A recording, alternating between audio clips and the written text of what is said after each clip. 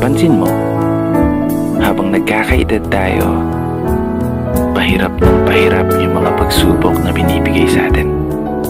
Habang tumatanda tayo, pabigat ng pabigat yung pasanin. Tipo ang tanging mo lang magagawa ay idaan na lang sa panalangin na sana bukas pala rin